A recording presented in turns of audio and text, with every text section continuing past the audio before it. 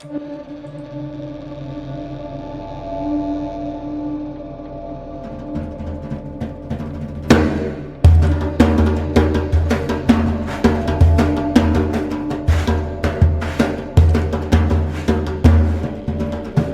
there, it's Lacey J, here to ask you to go to spacebearmedia.com right now to access all our content, buy yourself some merch, and most importantly, send us a message, a question, fan mail, even hate mail. We'll respond on YouTube. Also, please remember to rate and review the podcast on your favorite app or share it with someone you know who loves Lost. Hello, everybody. Welcome back. It's Lost in My 40s, Season 6, Episode 9. It's called Aeterno. It's finally Richard's episode, and it's Derek's episode. But first, how's everybody doing? Oh, awesome. Gosh. Wowza. All right. We got another foster dog, emergency foster dog this weekend. She is sleeping behind me and she snores like crazy.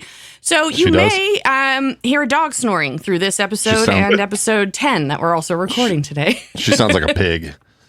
She does. Like she goes when she walks around the yard sniffing and stuff. She's like, and she just sounds like a pig foraging. It's really cute.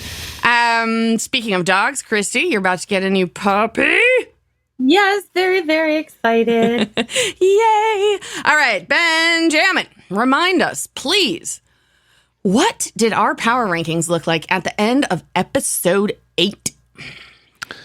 We had, on the bottom, we had a tie between Creamy Keamy and Dogecoin, both with negative 26 points. All right. In second place, Randy, Douchebag, Nation. With negative 28 points. And everyone's favorite chemistry teacher, Leslie Arzt.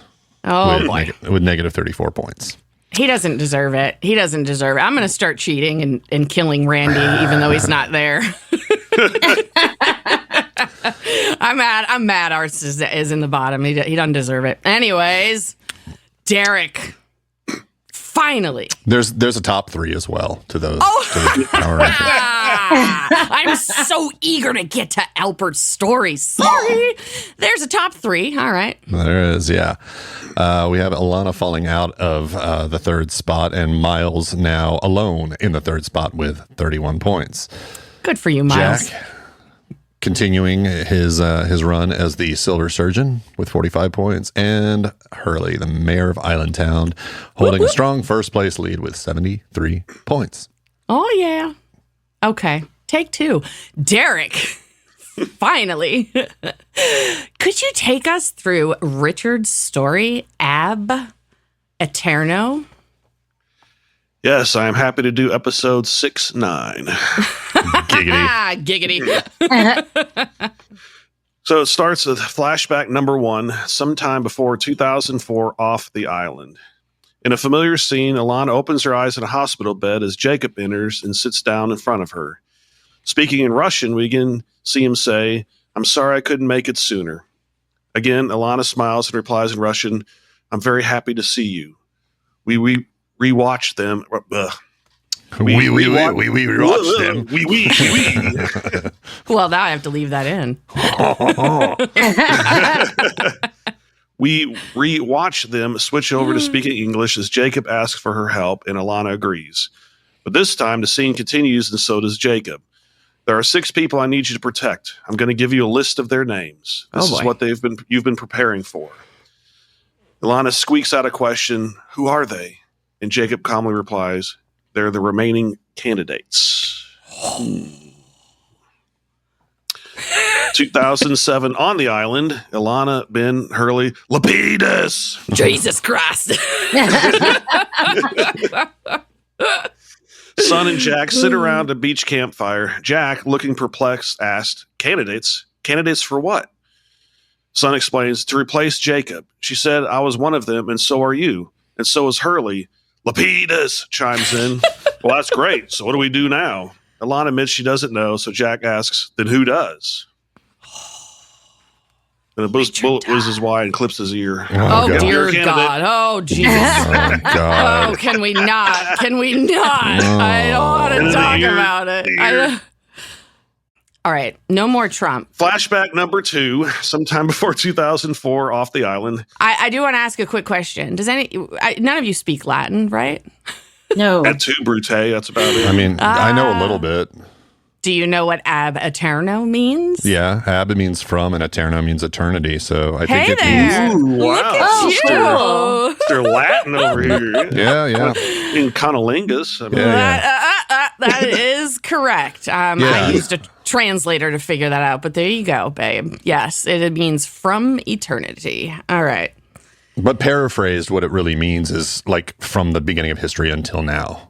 Yes, actually, Like right, from the beginning of time. If you were going to start a book that says from the beginning of time, you'd say ab aeterno.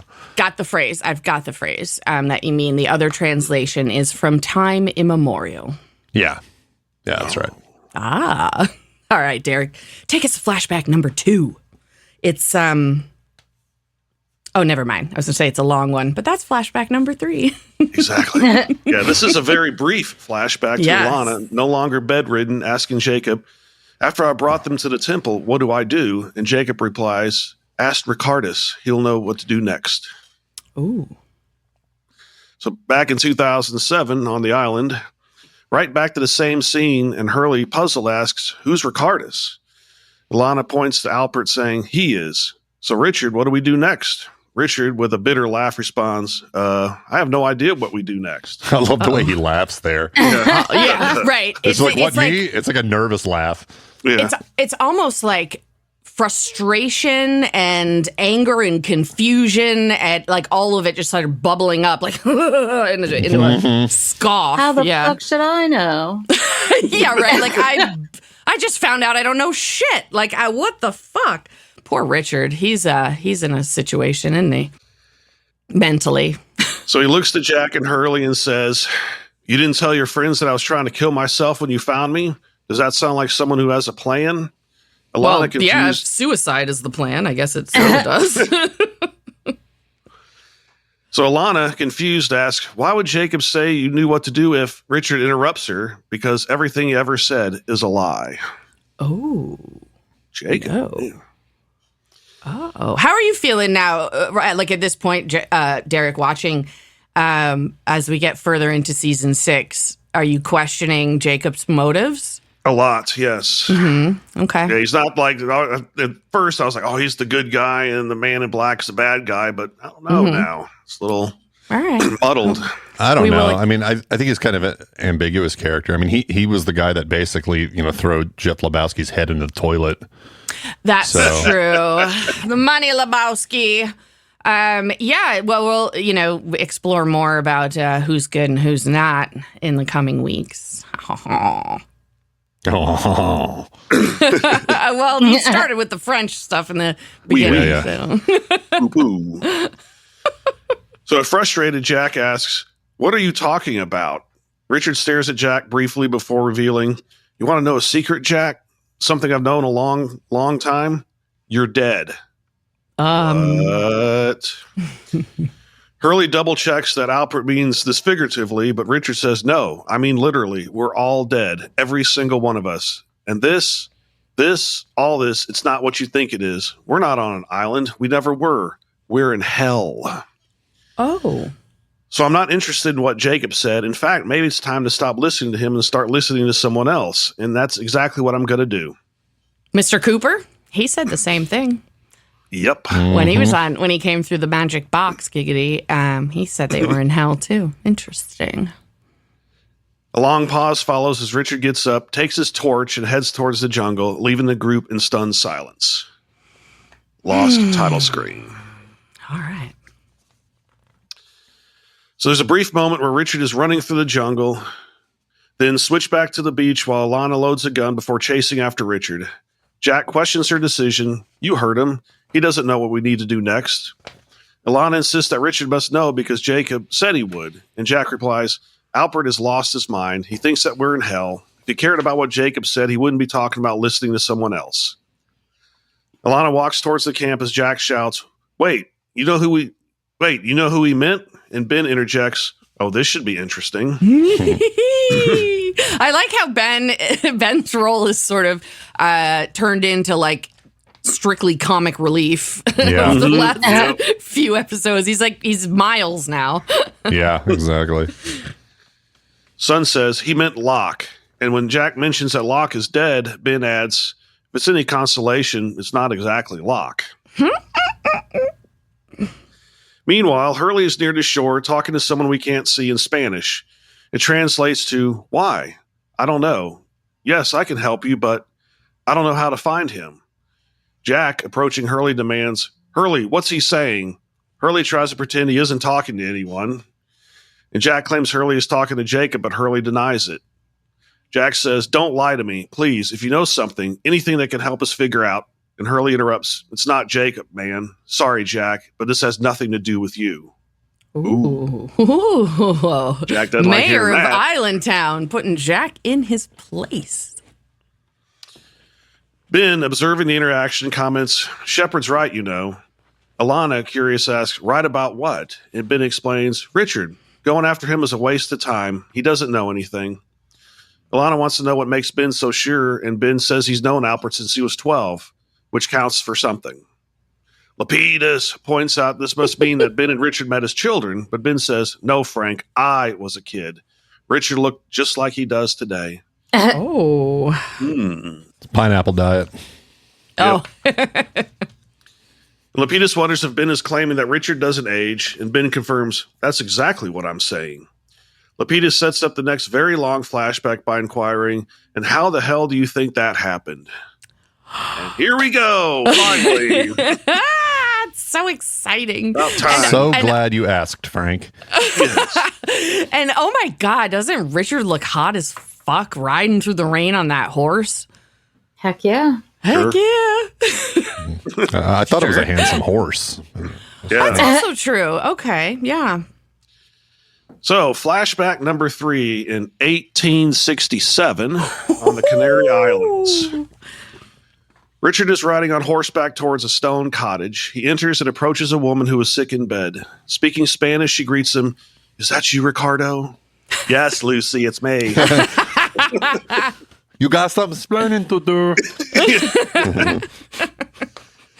So he replies in Spanish, yes, it's me. Go back to sleep, Isabella. He notices- Isabella is how he says it. Isabella. Just saying. He's not Italian. Yeah, no, Isabella. Yeah, it's not that.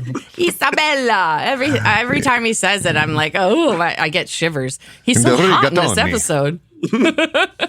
I was going to change my name to Isabella, like, the first time I watched this. Jesus, impressionable much? Yeah. Well, I was in my 20s, so yeah, probably. Oh, yeah, I guess that's true. He notices she has a fever and tries to cool her forehead with a damp cloth. She insists, I'm all right, but coughs up blood. She just needs some more cowbell. Oh, Yeah. indeed. But do you think she has tuberculosis? That would be about Probably. right. Cough The up time blood. period? Yeah, 1860s, that was a big, Yeah. the 1800s were a big time for tuberculosis. Yep. Yeah. Richard decides to go get a doctor and gathers up some coins. Isabella hands him a silver cross saying, give this to the doctor. Alpert tries to object, but she says, take it, my love. Richard says he doesn't know You're so what he passionate about this scene, Derek. I like it. Take it, mi amor. Yeah, hey, get some pizza on the way home. Hey, get the cazzole. Yeah, I didn't mean to make him sound Italian. It's a me, Mario. Yeah, hey. Richard says he doesn't know what he'd do if anything ever happened to her, and Isabella replies, close your eyes, we'll always be together, and then kisses him. Richard promises, I will save you. Oh my God. So Richard rides on that handsome horse back through the rain to the doctor's house. The servant opens the door and tells him that he cannot be there. Richard begs, forgive me, but I couldn't wait. My wife is very sick, sir. The doctor arrives and tells the servant to grab some blankets. Richard thanks him, but the doctor says the towels are for the wet floor. Prick. I know What this a guy's precious really little kind of a dick. motherfucker. Yeah. What an Yeah. asshole. Yeah, I'm very mad at him. We'll talk about that later in the rankings. Oh, yeah. Yeah. Like, it's like, one, do no harm, and then two, it really should be, don't be a dick. Yeah. Right. His bedside manner is obviously terrible. Well, Yeah. welcome to the United States healthcare system. Well, You know, yeah. if you Yeah, can't pretty fucking much. afford it, you're Fuck not you. getting any Right. help. Yeah. Yeah. And also, like, the way he's like trying to extort him in a second. God. Yeah. Well, it's very Oh, yeah. expensive. You know, sure, I have the medicine, but I could just let your wife die. Haha. Yeah. What the hell? I don't even know what kind of medicine that he got. I don't know what they treated that shit with back then. Let's see. What meds do you treat tuberculosis? See, my Right. mom had it in the 60s, and she actually spent several weeks in the hospital, and they gave her an experimental drug, which is now what they use to treat Oh, cool. tuberculosis for. It cured her, obviously.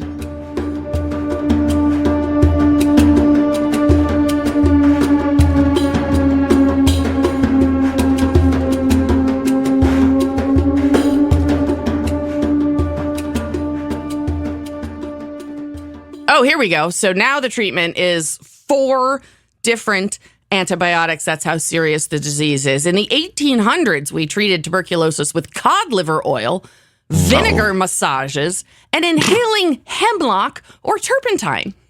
Nice. Yowza. All right. Yeah. So maybe that was Yeah. like hemlock. Penicillin or- wasn't cod discovered liver until oil? 1928. Yeah. Okay. So All right. That was so, the first antibiotic. Okay. So they were like several decades away from that at the time. All right. Well. They liked to use Um, mercury, too, for a lot of shit back then.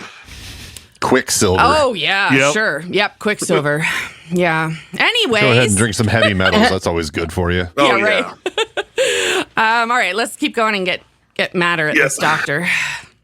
Alpert pleads, my wife is coughing blood. She needs you. Please, sir. The doctor refuses to travel in the rain. I know. Jesus, dude. I'm going to get wet. But offers medicine if Richard can pay. Richard gives him all his coins in the cross, saying, now you have everything. The doctor examines the cross and tosses it aside, declaring, this is worthless. Richard begs, I'll work off the debt. I beg of you. He touches the doctor, who says, get your hands off of me. The men begin to struggle, and Richard flings the doctor across the room into a table where he hits his head and dies. Ah. Oh, what a shame. Richard runs out of the home with the medicine and rides back towards his love. Of course, the servant sees him there. Yes, Hold that's the right. blankets. Yeah, and the guy did nothing. He just like stood there holding the blankets, watched him walk out of the room holding the blankets, didn't even run over to see if the doctor was okay. It was really He weird. probably treated his servant like shit, too. Yeah, probably. actually, yeah, maybe the servant was like Thank God. pillaging Yeah. or pilfering. He's like, No, I I can got- grab some shit and get out of here. I got more the impression like he comes back and he sees this guy has, like, in his estimation, killed the doctor. So he's like, oh, he's going to kill me next. So I think Yeah, he I'm just not gonna froze fuck like with a him. like a Yeah. fucking deer in headlights. Oh, okay. I mean, I guess that makes sense. Also, if he like robbed the house and ran away, where is he going to go? He's on the Canary Islands. It's not like he could like Exactly. go anywhere. Yeah. Go for a swim Do we all know where the Canary Islands are? off the coast of Spain. Yeah. Well, more Africa than Spain. I mean, they're close to Spain. They're just southeast of Morocco, so it's Yeah, close Morocco, to yeah. if you were to sail through the Rock of Gibraltar, and there, Yeah, then there exactly. is Spain, which makes sense. That's why the Spanish were there. They didn't have to travel far, and then they had a It's good very close to Spain, yeah. and then they had a good outpost to steal people from Africa and enslave them. Which, by the way, Fun we facts. might be talking about a little bit later. Not so fun facts. Yeah, not so fun fact, But- slavery. but- All right, yeah. but pertinent to the episode. What were you Right. trying to say, Christy? So my question is, because I did Google it, because I'm like, okay, where are the Canary Islands? Mhm. Geographically, Mhm. if the island is in the South Pacific somewhere, how did the slave ship get to that ocean? Well, one, because Jacob brought it there. But two, if The island they moves. Well, that too. We know the island moves. But also, if they were, let's say, they were trying to sail to the New World, they would have had to have accidentally gone all the way around South America,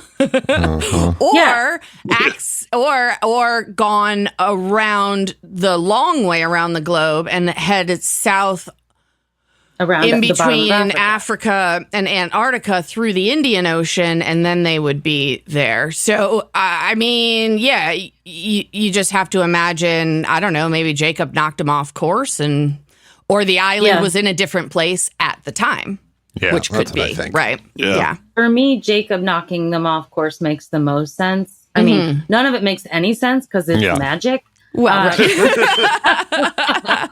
It's Hollywood. But I'm like, well, if you were going to the New World from the Canary Islands, you would just go West. west. due west. Yeah. Yeah. Yeah. So, okay. So he returns home and enters, calling out to Isabella. Isabella. You're right. That sounds Italian. As he's preparing to give her the medicine, he notices she already died. Damn. Bugger. Grief-stricken, Richard weeps over her body just as a constable knocks on the door. And that's quick. Yeah, It must have been like true. right behind him. Yeah, he was only there for 2 minutes. So I guess maybe that servant did just like run to the police in 10 seconds. And Yep. who He knows? hopped on his Whatever. horse and followed him. Yeah. Yeah, or maybe the constable has like faster horses. Now in a jail cell, Richard reads a Bible as a priest brings him food. The priest notices that Alpert's Bible is in English. And Richard says, I've been teaching myself. Isabella, my wife, and I were going to travel to the New World. We wanted to start a family, a new life. The priest asks if Richard is ready to make a confession, and Richard kneels and says, Forgive me, Father, for I have sinned. Father, I killed a man. I am truly sorry, and I beg you, Father, for God's forgiveness. And the fucking priest refuses, stating, What? I cannot grant you absolution for murder. What? Isn't that like the whole fucking point of Yeah, your I mean- religion? That's what you do? What do you mean you Right, can't? fucking jerk. Fuck, dude. Meanwhile, I mean, everybody, if you've made it this far in the podcast, you're either not religious or you don't give a shit hearing us rag on it. But like, none of us believe that any of this is real. But like from Richard's perspective, somebody in the 1800s who's been indoctrinated. I mean, like, how fucking Catholic are the Spanish? From his perspective, it's like, wait, what? Like, you're just going to send me to hell? Like, I thought God that's not the forgave everybody. Yeah, like, that's not the deal. That's not what I heard. Like, what the hell? That's awful. So he tells Alpert that he'll be hanged. Richard pleads, Father, it was an accident. I didn't mean to kill him. Please, Father, there must be some way to earn God's forgiveness. The priest tells Alpert that the only way to return to God's grace is through penance. And then, before leaving the cell, the priest says, My son, I'm afraid the devil awaits you in hell. May God have mercy on your soul. And yeah, that's got to make someone back then shit their pants because they're so That's fucking... what I'm saying. Well, I mean, Yeah. I'd argue fucking semantics in that case. I'd be like, the gravity, fall, and the table killed him. Yeah, there you go. you're arguing semantics with Jehovah. Yeah, exactly. So in the morning, the priest arrives with 2 guards and instructs them to blindfold Richard. They lead him from his cell, and on the way to the gallows, they encounter a man named Mr. Whitfield. What? Who examines Richard's hands and teeth. Whitfield asks if Richard speaks English, and Richard just stares back at him. Whitfield tells the priest to take Richard away to be hanged, and as they're taking him away, Alpert yells, Yes, I speak English.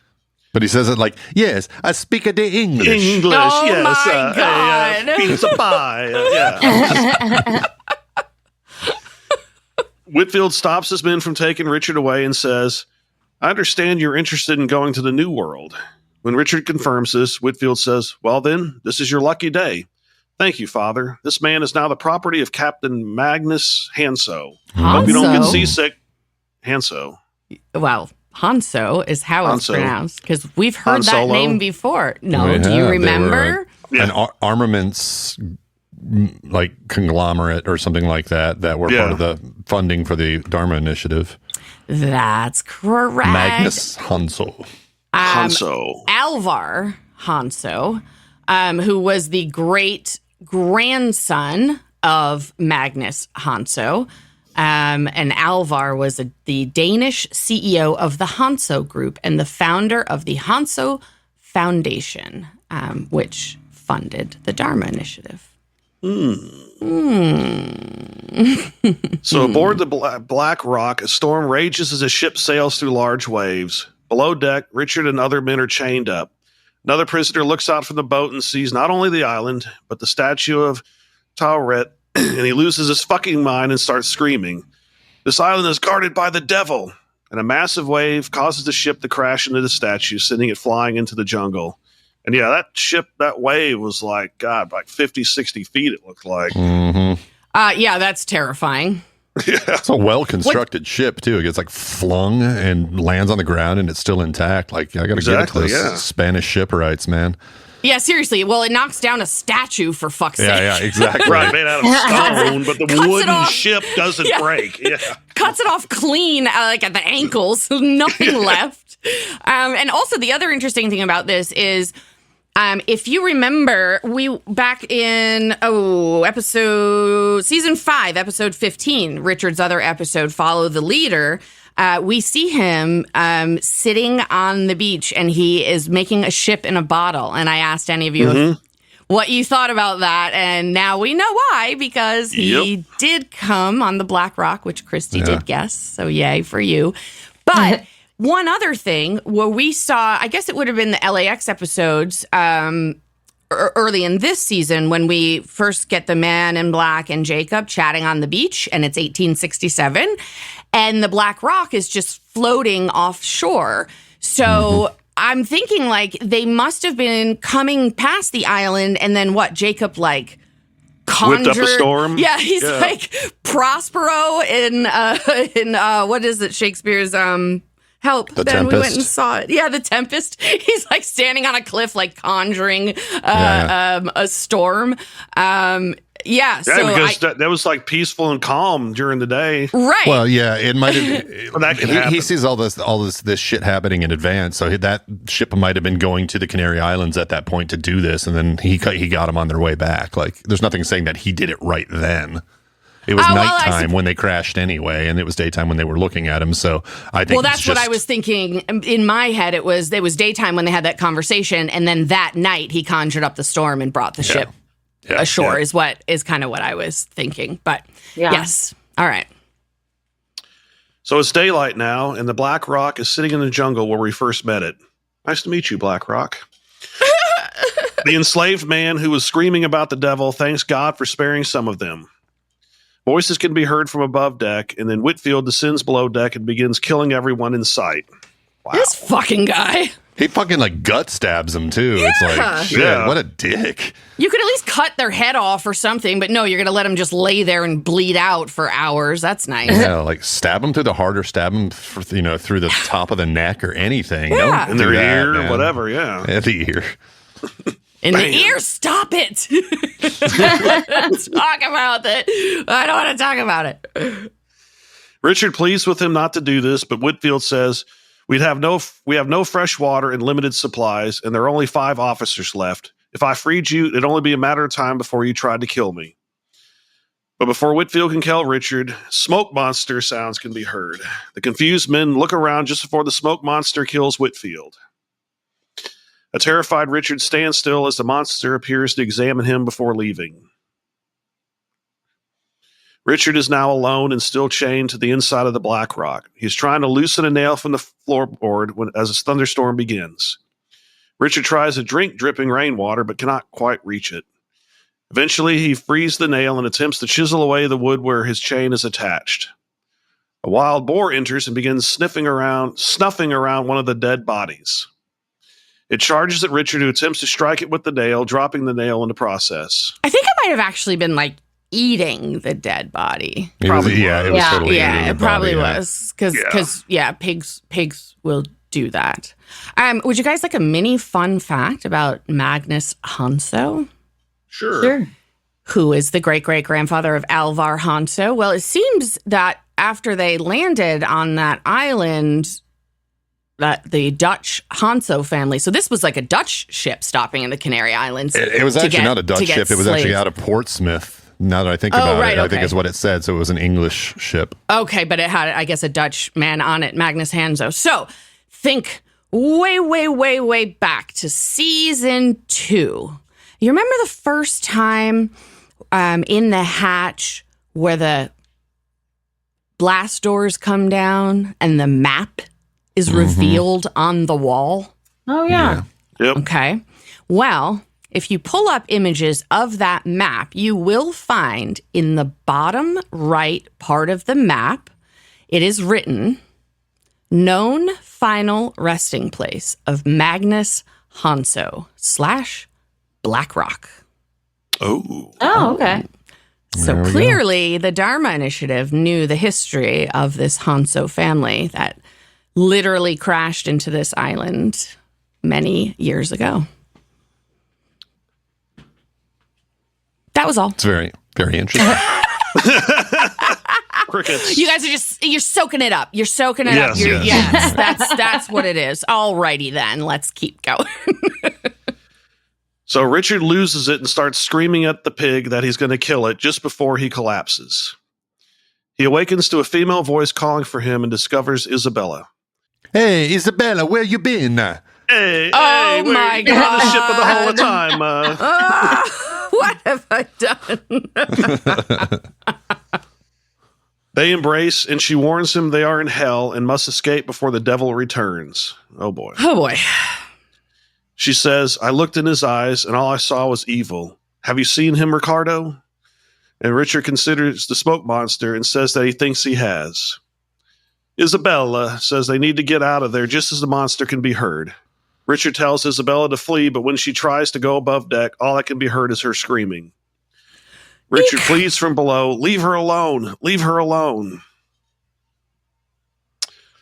Later, the man in black, in the human form we know him as already, awakens Richard and gives him water. Richard, confused, asks if they are in hell and if the man in black saw his wife. The man in black confirms that they are in hell and suggests the smoke monster has Isabella. Richard begs for help and the man in black agrees. So he unlocks Richard's chains, noting, it's good to see you out of those chains. Oh, interesting. We've heard that before. Yep. And adds, we're going to need your strength if we're going to escape. Richard asks, escape? And the man in black says, that's right. I'm afraid there's only one way to escape from hell. You're going to have to kill the devil. Oh. Wow. That's it. No problem. So murder That's gets it. you in and murder gets you out. That's right. How do you kill a fallen angel? I suppose the second most powerful being in the universe, too. Yeah, go ahead. I mean, I guess according to Jay and Silent Bob, you cut off their wings and then shoot them, but I don't know if that's entirely accurate. I think you try to see if you can get them infected with TB. Yeah. Is that what does it? Okay. Yeah. Well, there's a whole song about how to talk to an angel. Maybe there's one about how to kill an angel. Well, shall I look it up? We're never going to get through this episode. All right, keep going, Derek. There's also a song called Send Me an Angel. Oh, that's a good one. Oh. Right now. So out You of the ship, all, everybody. Sorry, I'm sorry. will I don't know not. what came over me. holy shit. That was really loud. Yes. I'm so sorry. Alrighty then. Out of the ship in a jungle clearing, the man in black sits on a stone bench as Richard eats roast boar.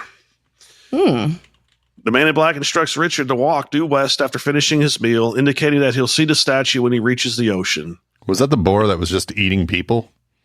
Probably. Yes, I think Yeah. so. Yeah. So he got his. Yep. Richard asks, what statue? And the man in black explains, your ship smashed through it on its way inland, broke it into pieces. That's where you'll find the devil. You only have one chance. Put this through his chest. Do not hesitate. Do not let him say a word. Whoops. If he speaks, it'll already be too late. He can be Oh. very persuasive. Very We've heard familiar. that before too. Mhm. Yeah. When Richard questions how he can kill the devil if he's black smoke, the man in black clarifies, no, I am. Alpert is horrified and says, she was running from you? And the man in black replies, she was running from him. I'm sorry. I saw him take her, but I couldn't do anything to stop it. Richard, confused, asks, "But if you are the black smoke," and the man in black interrupts to say, "You aren't the only one who's lost something, my friend. The devil betrayed me. He took my body, my humanity." Richard points out that the man in black killed the officers on the ship and that murder is wrong. He says, "That is what brought me here." The man in black replies, "The devil has your wife, and you're going to have to kill him if you ever want to get her back. My friend, you and I can talk all day long about what's right or wrong, but the question before you remains the same. Do you ever want to see your wife again?" And Richard says, "Yes, I do." And the man in black hands him a knife. Whew, boy, Same knife? these two have been trying to convince people to kill each other, like to kill the other one for such a long time now. It's like kind of wild. Also, FYI, Lady Gaga has a song called Angel Down, and the lyrics go like this. "Doesn't everyone belong in the arms of the sacred? Why do we pretend we're wrong? Has your young courage faded? Shots were fired down the street by the church where we used to meet. Angel down, angel down. Why do people just stand around?" Huh. And apparently it's actually a song she wrote about Trayvon Martin after he was murdered in 2012. Wow. Yeah. But that's what came up when I said, are there any songs about killing angels? So there you go. All right. Keep going, which I think I've said like 40 times already today. Richard exits the jungle and arrives at the shore, spotting the remains of the statue to his left. As he nears the entrance, he draws the knife, but suddenly attacked by Jacob, who subdues him and takes the knife. Jacob demands, "What are you doing here? Who gave you this?" Richard, distraught, asks, "Where is my wife?" Jacob, confused, replies, "What?" And Richard insists, "Where's my wife?" And Jacob states, "I don't know your wife. Did she come here on the ship?" And Richard responds, "No, she's dead." Jacob then asks, "Then why are you asking me where she is? Did you meet a man in the jungle?" Yeah. "Did you happen to meet a man in the jungle dressed in black?" Richard confirms, "Yes." Jacob questions further, "What did he tell you?" And Richard explains, he said, "You are the devil." Jacob, growing concerned, asks, And Richard reveals, "He is the only way I could see my wife." He said, "The only way I could see my wife again is if I kill you. I saw her here in this place. Where is she?" And Jacob assures him, "That wasn't your wife." And Richard insists, "Yes, it was. She's dead, just like me." And Jacob corrects him, "You're not dead." And Richard, frustrated, states, "I'm in hell. I know that I'm in hell." Jacob, realizing the depth of Richard's despair, questions, "You really think you're dead?" And a defiant Richard responds, "Where else would I be?" And Jacob, on a magic island, obviously. Yeah, right. It's either hell or a magic island. Come on. Jacob, determined to prove a point, throws the knife to the ground and forcibly drags Richard to the ocean. He dunks Richard repeatedly, asking, "Still think you're dead? Why should I stop?" Where's the money, Lebowski? Oh my God, it's too funny. Where's the money, Ricardus? Where's the money, Ricardus? Bunny says you're good for it. Oh, that's a nice marmot. Sorry. Oh, a nice marmot. Richard finally admits, "Because I want to live." And Jacob releases him, saying, "That's the first sensible thing you've said. What's your name?" And Richard replies, "Ricardo." Jacob nods. "Ricardo, get up. We need to talk." Oh boy.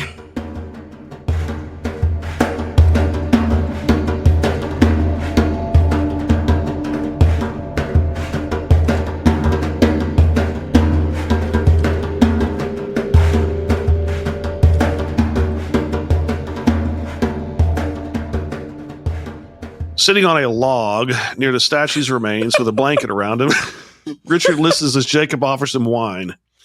Richard glances at the statue and asks, "What is inside?" And Jacob replies, "No one comes in unless I invite them in." Oh. Didn't really answer my question, though. Yeah, exactly. I didn't ask if I could come in. I did not ask about ingress. I just asked what was in there. So never mind. So he hands Richard a cup of wine, and Richard asks directly, "Are you the devil?" And Jacob pauses and smiles, "No." And Richard presses, "Then who are you?" And Jacob introduces himself, "My name is Jacob. I'm the one who brought your ship to this island." Richard, incredulous, asks, "You brought it here? Why?" And Jacob uses the bottle of wine as a metaphor, explaining that it represents hell, malevolence, evil, and darkness contained by the island, the cork. He explains that the man in black believes everyone is corruptible by nature, and Jacob brings people to his island to prove him wrong. Kind of fucked up. He notes that when people arrive, their past doesn't matter. Richard, curious, asks about those who came before, and Jacob admits they're all dead. Richard questions why Jacob didn't help him, and Jacob replies, "Because I wanted them to help themselves, to know the difference between right and wrong without me having to tell them. It's all meaningless if I have to force them to do anything. Why should I have to step in?" Because you brought him here, dick. I mean, come that's on. kind of stepping in, isn't it, Jacob? Richard warns, "If you don't, he will." Jacob, considering this, asks, "Do you want a job?" And Richard, surprised, asks, "A job?" And Jacob nods. Richard questions, "Doing what?" And Jacob proposes, "Well, I don't want to step in. Maybe you can do it for me. You can be my representative intermediary between me and the people I bring to the island."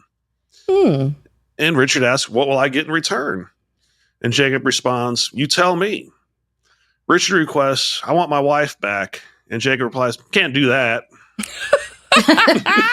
You tell me. Yeah, no, actually, no, Not we're that. not. Anything no, you not want. No, I can't do anything. that. No, not that. I can do anything you want, Oh my God. but I can't do that.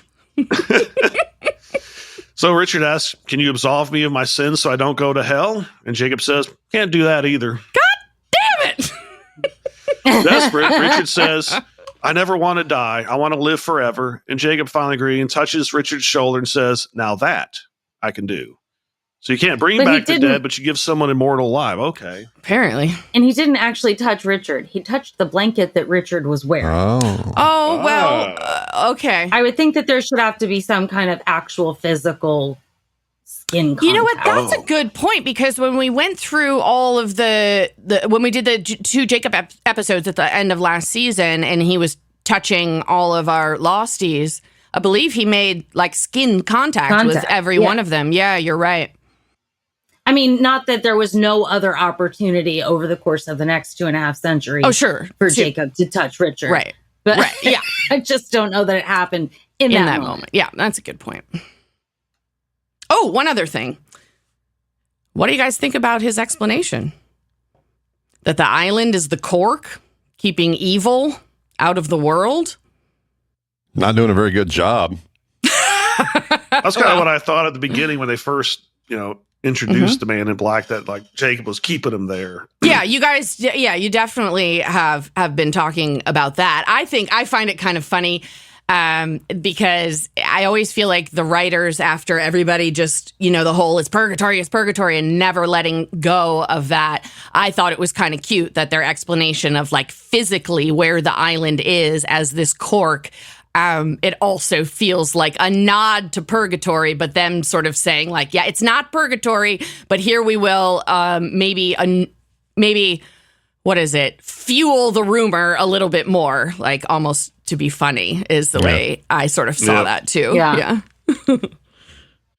So Richard returns to the man in black who's sitting on the beach. The man in black stands and approaches, asking, "You let him talk to you, didn't you?" Richard hands him a white rock, saying, "He told me to give you this." The man in black laughs quietly and warns, "I'm sure you realize that if you go with him, you'll never see your wife again. I understand. He can be very convincing. But I want you to know that if you ever change your mind, and I mean ever, my offer still stands." He hands Richard his wife's necklace, saying, "You must have dropped it. I found it on the ship." When Richard looks up, the man in black is gone. Richard, emotional, walks to the beach, weeping, and digs a hole with his hands. He kisses the cross on the necklace and says, "Adios, mi amore." Oh, mi amore. Adios, mi amore. Oh my! Yeah. Oh my When God! the moon I hits love you the so sky much. like the big pizza pie, that's amore. Goodbye, my love. Oh my God! How do you say "fuck off" in Spanish? Chinga day. Yeah. It's a what now? Chingate. Yeah. Chinga. Chingate or chingao. Yeah, it sounds like you're speaking Korean to me. But no, Chingate. Chingar. Chingar, the infinitive to fuck te. Yeah, Or chingar means to in fuck. Italian, it's Got it. Vavenculo.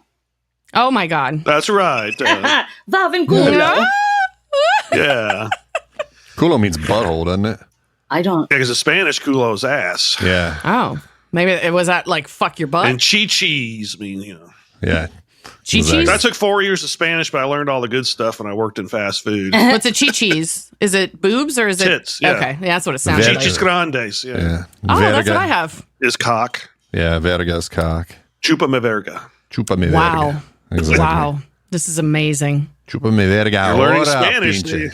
Yeah. I know some curse words in sign language, but I don't think that our listeners are going to be able to benefit from that. I know one Okay. curse word.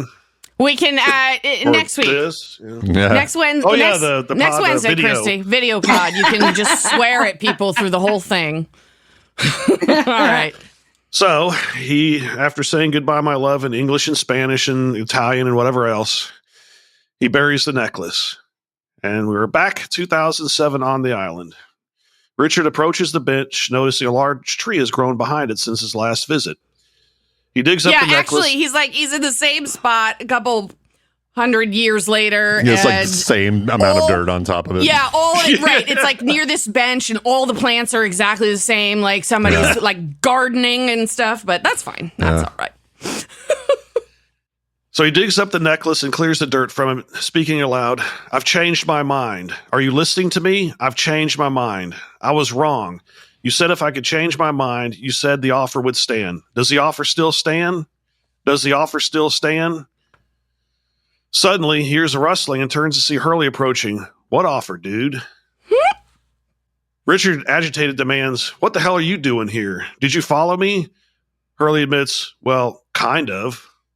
How do you kind of follow somebody? Because I think Hurley was probably following Isabella. Oh, yeah. So go get the necklace. Yeah. So I'm kind Everything's of an following. A. Richard, growing more frantic, shouts, get out, and pushes Hurley. Hey, Hurley protests, just calm down. Richard, not listening, continues, why did you follow me? Hurley calmly replies, your wife sent me. Oh. Whoa. Before we go Richard, further, What? no one in the history of calming down has ever calmed down No. because somebody told them to calm down. Yeah. that is true. No, it doesn't work. Richard, astonished, asks, what did you say? And Hurley repeats, I said your wife sent me, Isabella. She wants to know why you buried her cross. She wants to know Richard, why you keep pronouncing her name like you're Italian. Richard, bewildered, questions, how do you know about that? And Hurley explains, because she just told me. People. Sorry, because she just told me. Richard, confused, asks, what do you mean, just told you? And Hurley clarifies, Isabella, saw you dig it up, man. She's standing right next to you. What? She's right behind you. Richard, unable to see her, looks around in disbelief. Hurley, noticing his confusion, reassures him. Sometimes it takes people a while. Richard, turning his head slowly towards where Hurley indicates, admits, I don't see her. Hurley relays Isabella's message. I kind of wish they had done like a ghost thing here, like with like Whoopi Goldberg and Patrick Swayze, and Isabella could have just like stepped into Hurley, and then Hurley and Richard could like make out and stuff. That would have been fun. That would have been amazing. And they could make pottery together. Yeah, it's like, where did the spinning wheel come from? I would think Hurley would have to be in the back for the pottery thing to work. Probably, yeah. Whoa, Richard's arms aren't quite that long. my darling, my love. You just captured the mood of that song so well right there. Yeah. My heart. No, that was not encouragement to keep going. It No. beats. So Hurley relays her message. She's right there. She says your English is beautiful. Richard, still doubtful, asks in Spanish, are you really there? And Hurley translates Isabella's response. She wants you to close your eyes. It's okay. I'll tell you what she says. Richard closes his eyes as Isabella speaks through Hurley. It wasn't your fault that I died, Ricardo. Hurley says, translating Isabella's word, as much as you wanted to save me, it was my time. Richard, tears streaming down his face, feels Isabella's presence. Hurley continues, you suffered enough, Ricardo. Richard, overwhelmed with emotion, responds, I miss you. I would do anything for us to be together again. Isabella, through Hurley, reassures him, my love, we are already together. She kisses Richard on the cheek, and then she is gone. So does this mean that, like, for the last 150 years, he hasn't been, like, crushing anything on the island? Like, what do you mean laid? Crushing anything? Oh, like, no, I mean, yeah. I'm sure Richard got plenty. I feel like, you know, batting those pretty eyes around, he had to get his pick of the ones that came to the island, you know? Well, also, I mean, they did have the others. You know, there were people. He probably banged Ellie a few times. She seemed like a wild one. Yeah, yeah.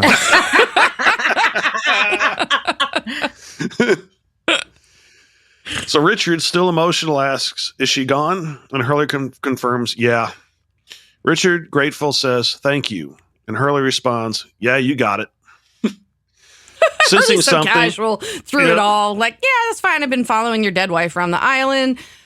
Communicated. Yeah, it's no big deal. It's just what I do. My powers are cool. Medium. Yep. Oh, it was a Family Guy reference for those of you who can't follow Ben and I when we talk to each other in Family Guy references. Yeah. Talking to dead people, sweet. Sensing something, Richard inquires, something wrong? And Hurley hesitates before revealing, she kind of said one more thing, something you have to do. Richard, curious, asks, what?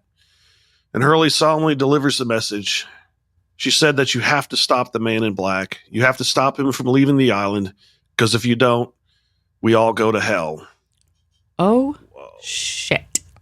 Is it like if he escapes, like it's like the wine bottle and the island is the cork, and if the man in black gets out, does the cork just like fall into the bottle? Armageddon, and you hear the trumpets and all that shit, and Demi Moore gets pregnant, and what the fuck? The guff is empty. Oh, boy. In the distance, Unlock watches them from afar. Of with his course. lock stare. Unlock watching with an unlock stare. So, flashback number 4, 1867. The man in black sits on a log overlooking the valley when Jacob enters and greets him with, good morning. The man in black responds with a simple morning as he lightly juggles the white rock Richard had given him earlier. Jacob, noticing the rock, comments, I see you got my present. And the man in black retorts, don't gloat, Jacob. It doesn't become you. Yeah, don't you love when assholes like always try to like challenge, like if you meet an asshole where they are and then they criticize you, like, oh, I thought you were better than that. Like, you son of a bitch. And they've probably been doing this for a long time. Yeah, I mean, well, okay. So you're going to find out exactly how long this season in Across the Sea. So Jacob, curious, asks, so you tried to kill me? And the man in black, unapologetic, responds, you expect an apology? Jacob shakes his head. No, I guess I'm just wondering why you did it. And the man in black's frustration is evident as he says, because I want to leave. Just let me leave, Jacob. And Jacob remains firm. As long as I'm alive, you're not going anywhere. And the man in black, resolute, declares, well then, now you know why I want to kill you. And I will kill you, Jacob. Damn. I mean, from his point of view, Oh. from his point of view, it's like, why are you surprised I'm trying to kill you if you won't let me off this goddamn island? But Jacob, calm as ever, counters, even if you do so, somebody else will take my place. And the man in black, determined, replies, then I'll kill them too. Jacob reaches into his pouch, pulling out a bottle of wine, offering it to the man in black. He says, here, something for you to pass the time. The man in black takes the bottle, and Jacob, with a parting glance, says, see you around. It's not like we're fucking going anywhere. We're on an island. 5 kilometers inland. Oh, yeah. The man in black ominously responds, sooner than you think. Dun, dun, dun. As Jacob walks away, the man in black raises the bottle of wine, turns it upside down, and smashes it against the log, spilling wine everywhere. Lost title screen. Perfectly good wine. Episode. Yeah, that's It's wasting actually that probably not perfectly good wine. It's probably Really warm really- wine. It's probably really gross. I haven't seen any vineyards on this vinegar island at this yet. point. Yeah, right. Yeah.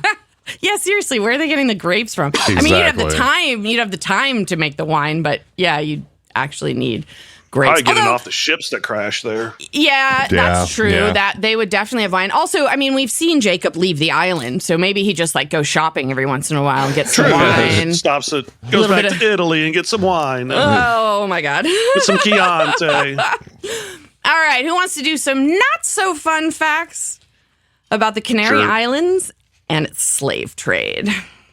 Well, that sounds like a lot of fun. Let's do Yeah. that. Well, okay. So it sounds about as depressing as the East India Trading Company, which I ended up not doing a couple weeks ago.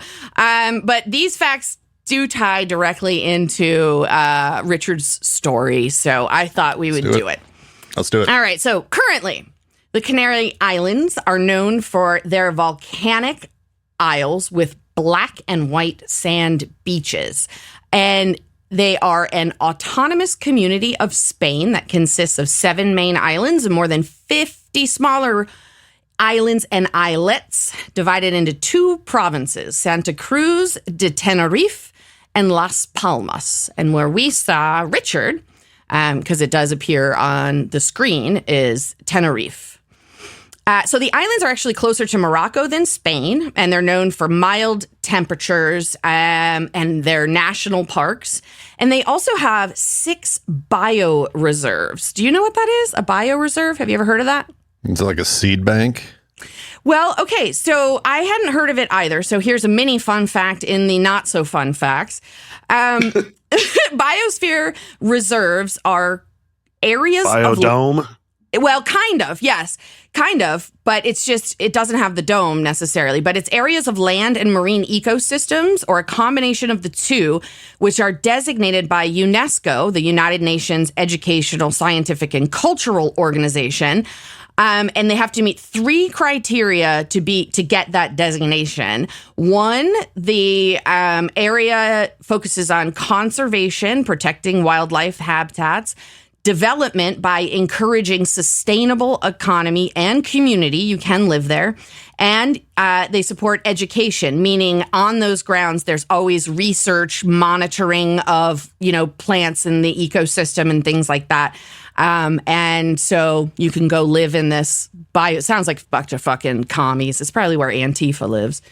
Yeah. Yeah. So anyways, the indigenous inhabitants of the Spanish colonized Canary Islands were called the Guanches.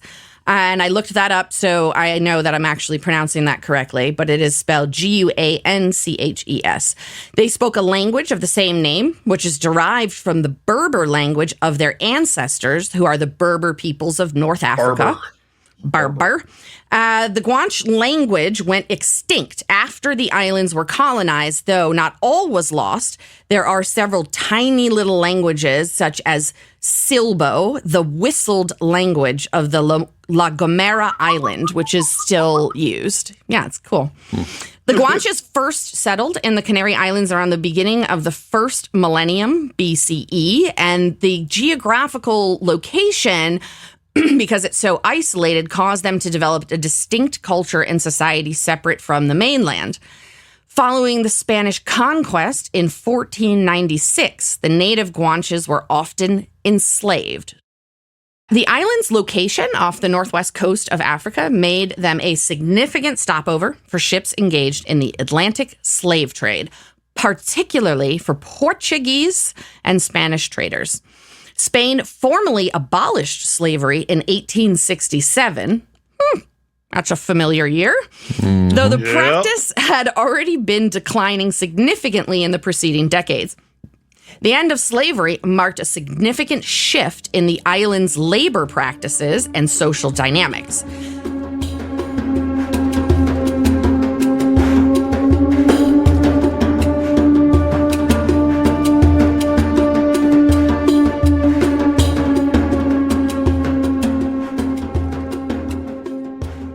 The legacy of the slave trade is still evident in the demographic composition of the Canary Islands, which is a mix of descendants of the native Guanches, Spanish settlers, and enslaved Africans.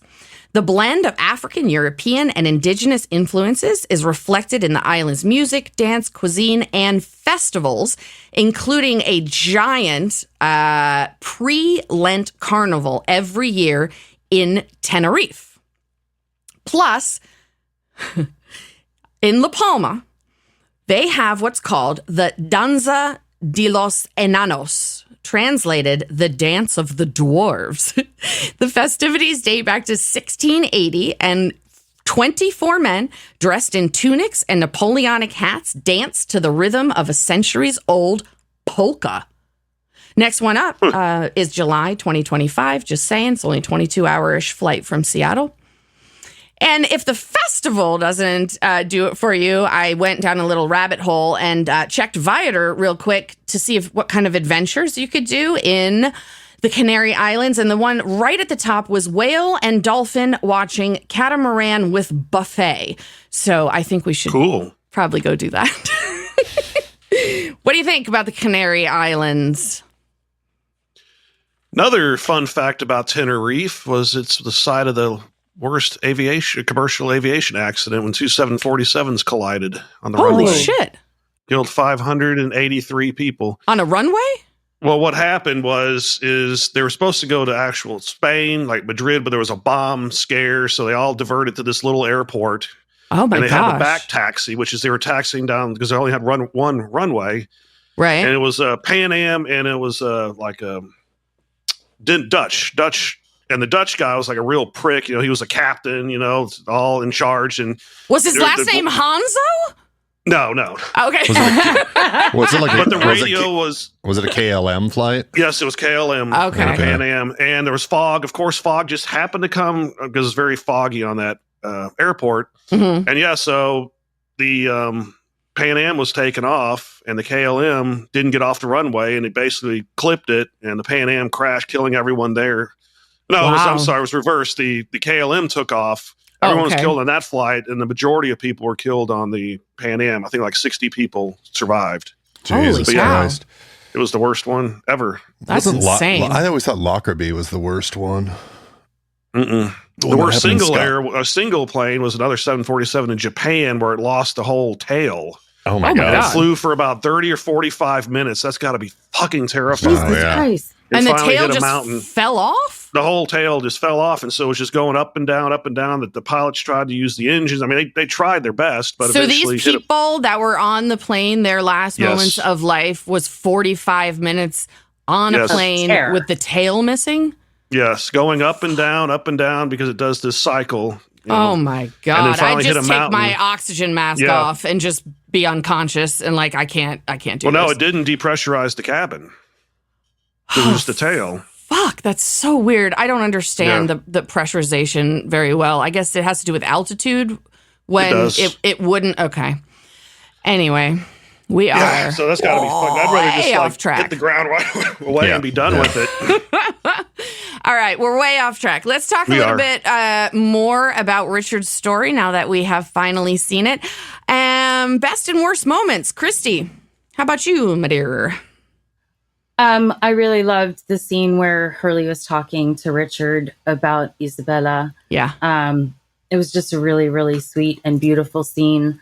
The worst moments for me was Richard losing her 3 different times throughout one episode. Yeah. He clearly, even centuries later was still very, very much in love with Isabella. Mm-hmm.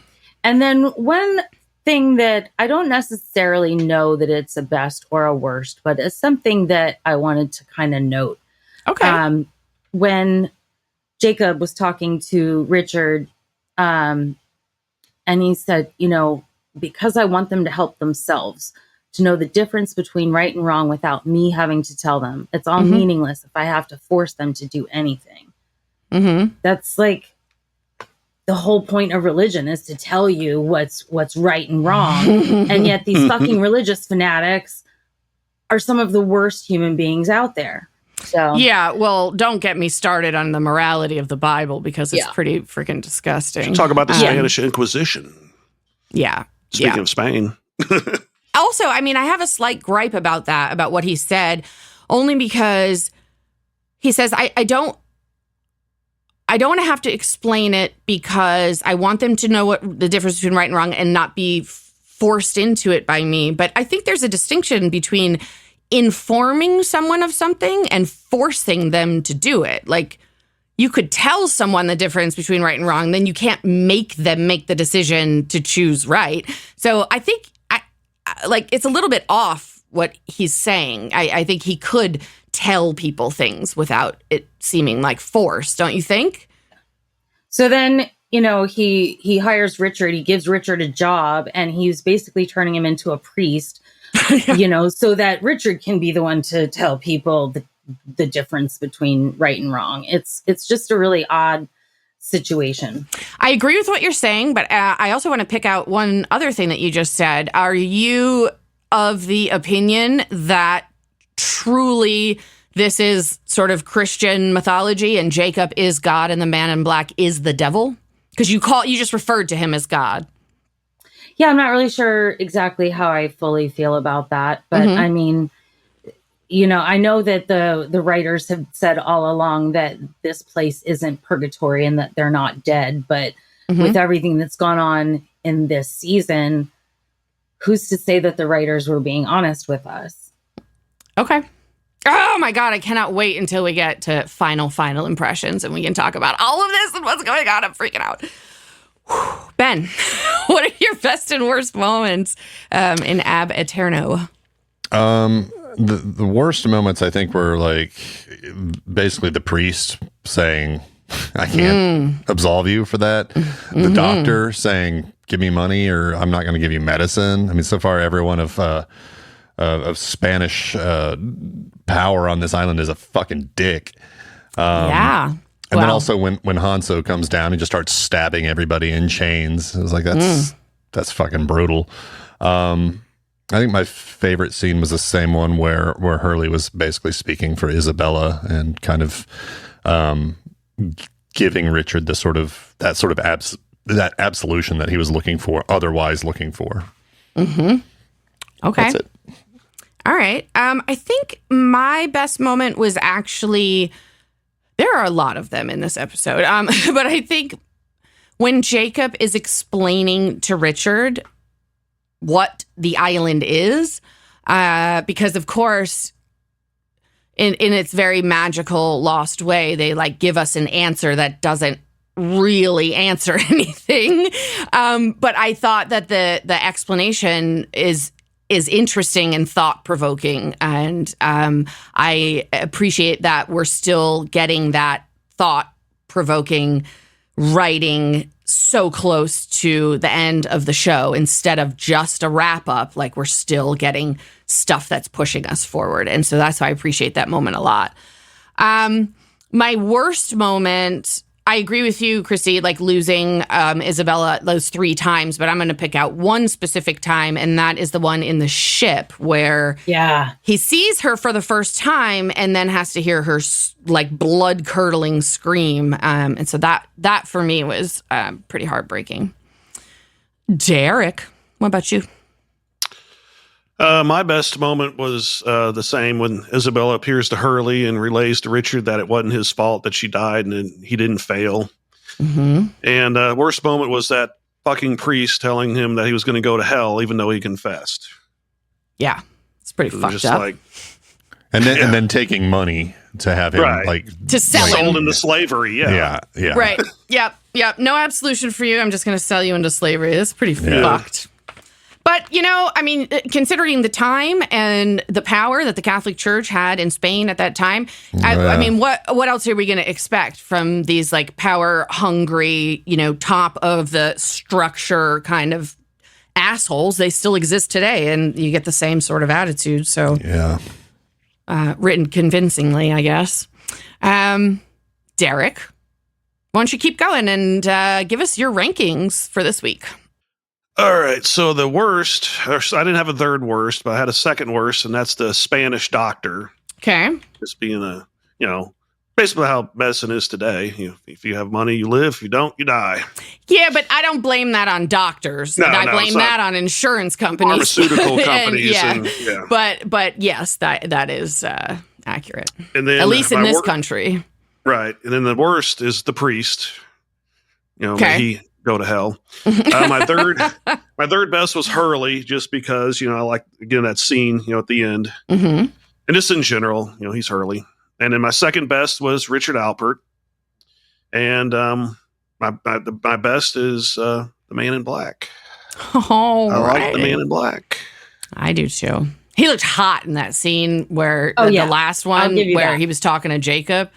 Yeah, he looked hot as, like when he gives him the wine and stuff. Yeah, he looked hot as fuck. He's a really attractive man. Yes, Christy, he is. I'm going to fuck Isabella. Dead or alive. Oh my God. Ghost or not ghost, not dead or alive. Ghost or not ghost. Okay. And I'm going to kill the priest. Okay. Just don't like that guy. Yeah, fuck him. Yep. What if you had to fuck dead Isabella, but in the body of Hurley? Bow, chicka, bow, Hard pass. Hard pass. Yeah. Nope. All righty. Christy, dear, what are your power rankings this week? So at the bottom of the bottom, I have the priest. He was the fucking asshole. Your job is to give comfort to people who are about to die, and you can absolve someone of their sins. Being raised as Catholic. Yeah, it's like the fucking point. Right. Yeah, exactly. Yeah. He could have at least given Richard, some comfort. That's what the fucking priest is supposed to do in that scenario. That's his main job. Yeah. In the middle of the bottom, I have the Spanish doctor, because there were no insurance companies back then. He was just a classist fucking asshole. Yeah. You got my floor wet. At the top of the bottom, I have the Man in Black, because although he is hot, I'm just not into him like you guys are. At the bottom of the top, I will put Jacob. All right. I've got Hurley in the middle, just because I loved that scene with him and Richard. Mm-hmm. And then Ricardus all the way up at the top of the top. Yeah, boy. I'm going to fuck Ricardus. I don't care how fucking old he is. He's still hot. And I'm going to kill slave owners. Oh. Well, that's interesting. I had the same. I guess I'll Kill do the mine masters. now. There you go. We're going to rage against the machine. So for me, third worst, Mr. Whitfield. He was terrible. Second, the priest. Top, Spanish doctor. Fuck all those guys. Yeah. Bring the power down. My third best, the Man in Black. Not just because he was hot in this episode, but because I thought he was great. Just above him, I put Jacob, and just above him, I put Richard Alpert. It was definitely these three guys episode. I, hilariously enough, didn't think of it this way, but I am fucking Hurley this week because I didn't fit him in my top three. But I mean, I would do the whole ghost thing for sure. And of course, I also just killed all slave owners. Bye. Ben, what about you? I think they're all dead by now.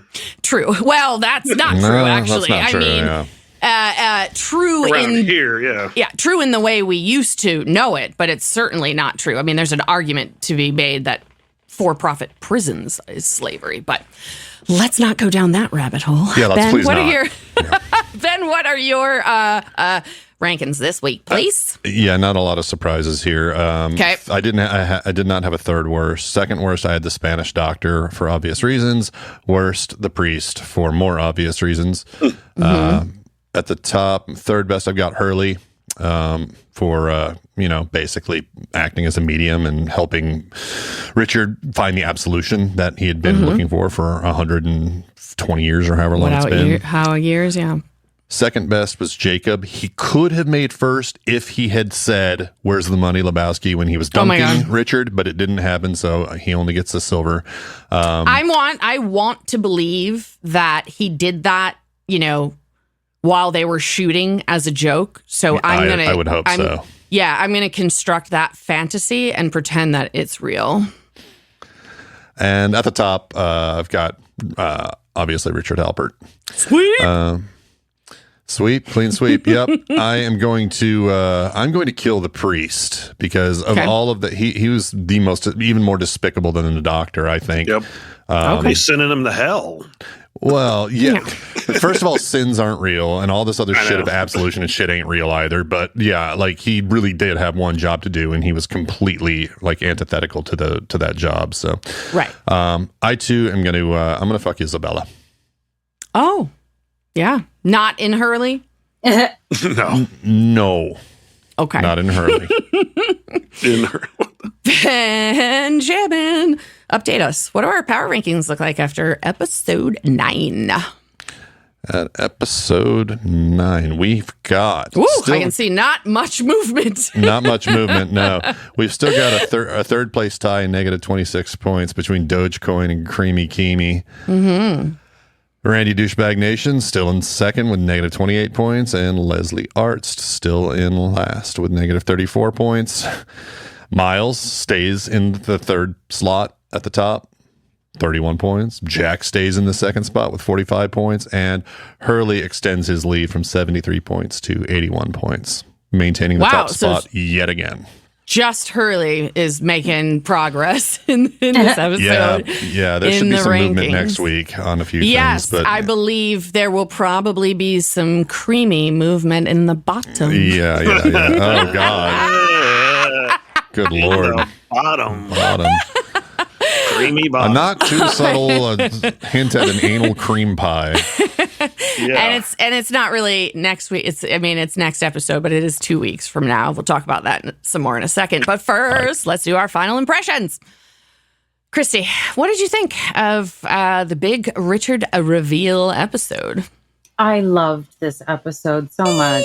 It was really great getting to see Richard's backstory and just how devoted he was to his wife and, everything that he was trying to do for her.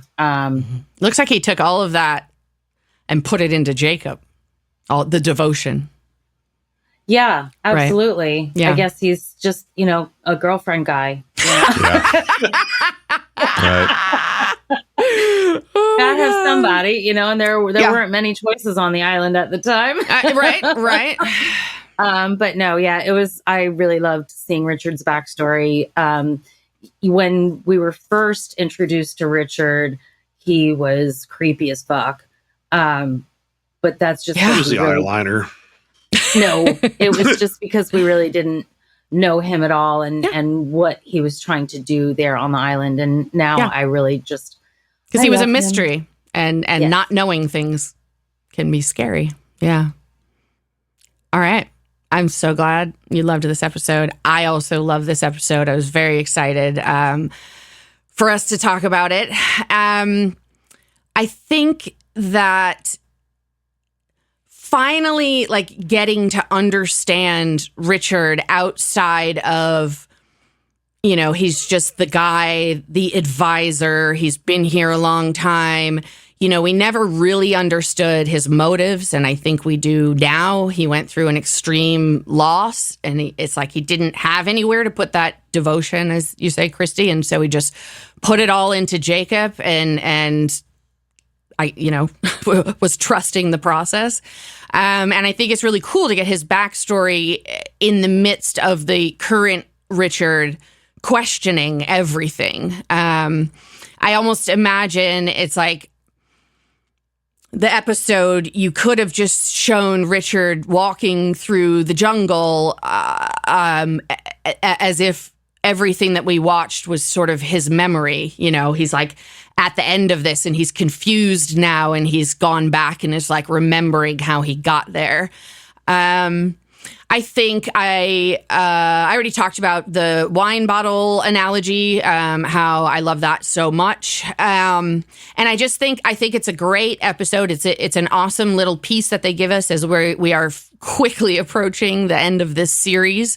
For them to give us that Richard story, it almost feels generous. You know, they never had to do that with Richard, and in order to, you know, tell the entire story, they could have just left that out. But the fact that black rock nugget was planted so early in this show, and then it turns out that's how Richard came to the island, it blew me away the first time I saw it, and I still really, really love this episode.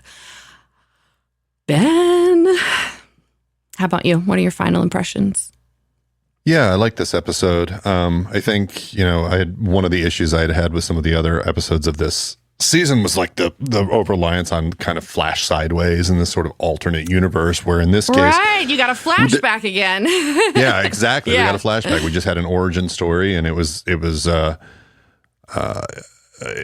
compelling, like, emotional story that you can sort of understand Richard's drive and his sort of dedication, and especially coming from that place of, you know, that Catholic background and not getting the penance or whatever for murdering that doctor.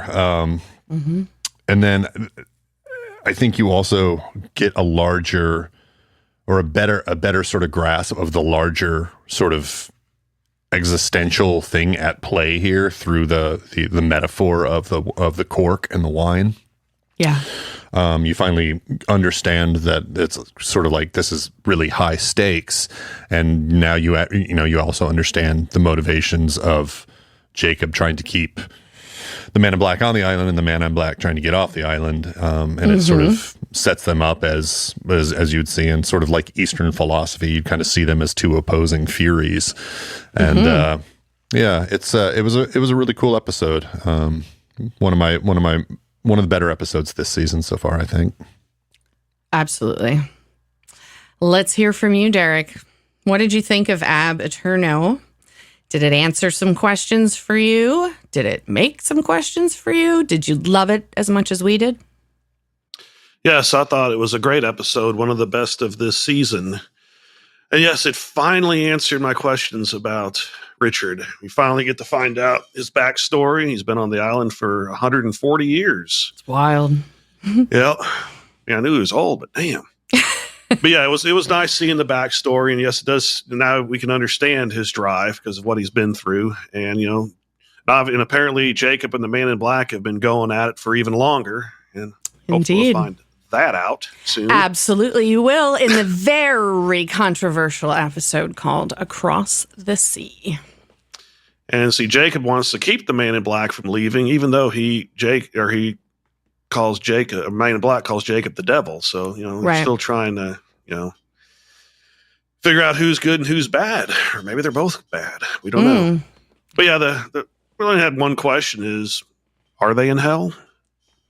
Oh. All right. So you're actually considering that they're in hell, not just that they're the cork, but that it's part of hell? It might be, or, you know, they're just in their own hell because being shipwrecked on a freaking island in the middle of nowhere is kind of hellish. You know. I would agree with that. All right. The more we Tom get... Hanks. Wilson! The closer we get to the end of this, the more I'm just like starting to completely freak out in more ways than one. One is just like, oh God, I love this podcast and I love that we're still in it and finishing it strong. But Jesus Christ, I do need it to end because my life is way too busy right now. I know there's a second and third and a fourth on that one in here. But other than that, I'm just so excited to get to the end of this and be able to just talk about everything. But it is nice that I don't have to pretend like I don't know that Richard came to the island on the Black Rock anymore, because holding that in. All right. Listen up, folks. Next week, there is no audio pod, but you can find us Wednesday, July 31st on YouTube for our season 6 mid-season video pod. We catch up on what's going on in our lives, discuss what's up with those flash sideways, and I have a huge announcement about this podcast that even Christy and Derek do not yet know. We are not extending it, Lacey. No. Yeah, no final Season episode. 7. No, ma'am. So she's gonna announce our next podcast, which is called Gilgamesh Into the Weeds. Oh, Jesus. Find us on YouTube next week, please. And then in 2 weeks, Wednesday, August 7th, we're back with season 6, episode 10. It's called The Package Giggity. And it's Sun and Jin's last episode. Join us then as we answer Derek's most pressing question. How did Jin get in the freezer? Next week, YouTube, don't miss it. Big news. See you then. Bye. Bye. Bye. Bye.